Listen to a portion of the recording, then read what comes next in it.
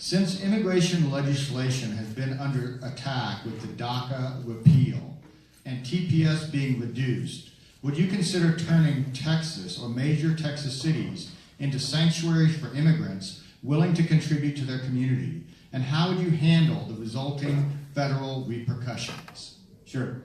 What's happening right now with our dreamers is inhuman. I mean, it's inhuman. These are children who were brought to our country. And it hurts me that as an American and as a Texan that we're doing this to our own people. What does it say about who our leaders are? What does it say about them? We can't be a part of that. We must fight that every bit of the way. Second part of your question was about sanctuary cities. We actually don't have a sanctuary city problem in Texas. What we have is a governor who is such an extremist that he used that issue to create a political point for the fringe voters in his party. It's a made-for-TV political issue. It's a solution looking for a problem. And you know what? What we ended up with is a discriminatory bill that makes our cities less safe. All right, Mr. Davis, you're second on this question. Your turn. Well, of course, I support DACA. And as your governor, I will definitely sue the Trump administration to stop it. Because what he don't realize is DACA is very vital to Texas. The people of DACA pays taxes. The people of DACA work and live in our communities, and they are a part of us, and they are a part of a fiber that actually is meshed. If you kick everybody out of the country, there are some jobs that some people just don't want to do. Some people don't want to work in construction. Some don't want to work in agriculture. Then look at the burden that's going to happen in our economy. It's going to collapse. So when you got Trump that's making these deals in Washington, and then you got Abbott supporting it, you need a government that's going to speak up for DACA and protect everyone because they are Texans. All right, thank you, Mr. Davis. Mr. Osaguda, the turn goes to you. Yes, I would make every city a sanctuary city in Texas, and the state could be a sanctuary city. The cost would be incurred by the fact that we would have a productive citizenry, and they would be working and paying taxes and being productive. Listen, when you have failed economic policies, as the Republican Party has, you need a scapegoat. People with my skin color have been a scapegoat for failed policies for a very long time. I can assure you, Tea Party, wherever you're at, I am just as worried about who is trading on you as well. But I can assure you it's not anybody with my skin color that is earning less than minimum wage. We are not trading on you. But it's important that you start figuring out and asking the questions about who is.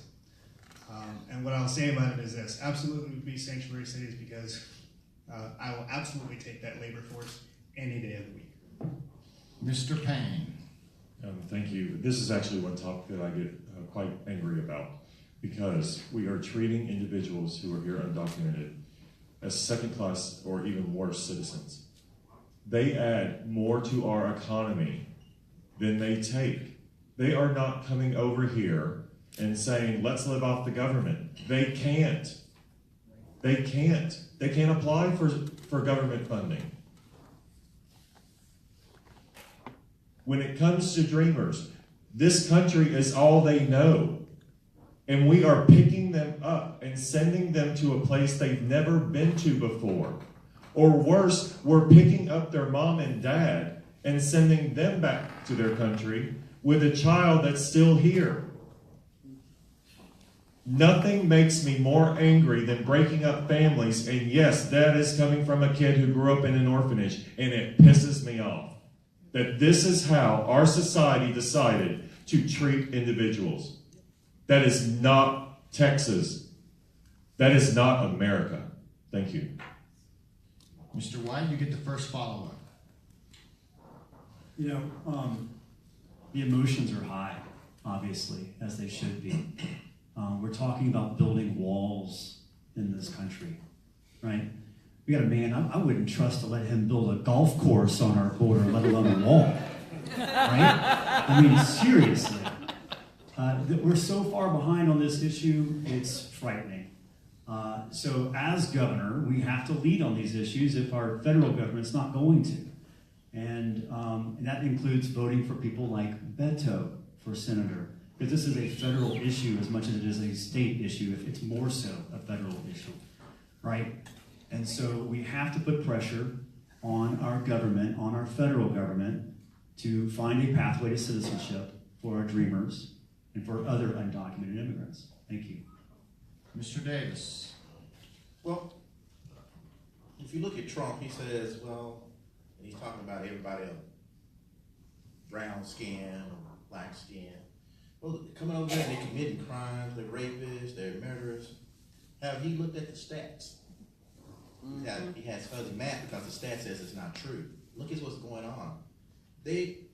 Black and brown and poor people are working every day just to make it. And he wants to go build a wall to separate people. Well, I left Berlin 3 weeks before the Berlin Wall came down, so that tells you I'm old. Okay? I've seen people and family divided and people getting shot at and killed just because they want freedom. If you build a wall on the Texas border, guess what? You'll build it in your communities. And as your governor, I will sue Donald Trump and his regime, because that's what it is. Okay? Stop. All right, Mr. Oseguda. Imagine the wall being built. Imagine that entire labor force gone. Imagine who is going to pick the vegetables and at what price point.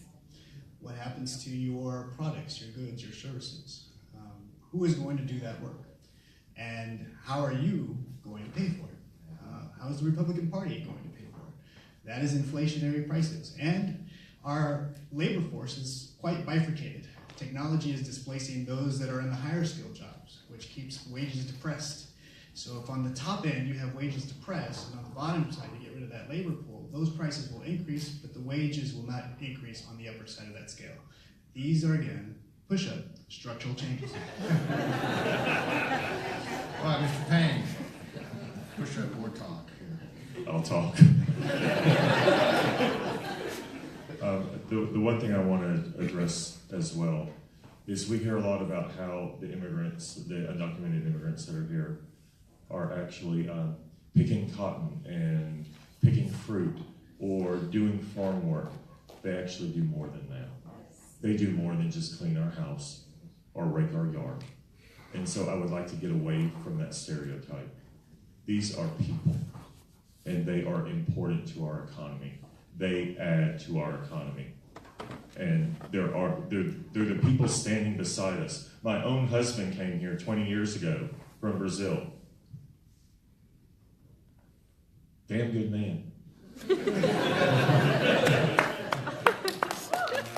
And that's the type of people that we need to offer a pathway to citizenship so that they can be more than what we stereotype them as being. Thank you.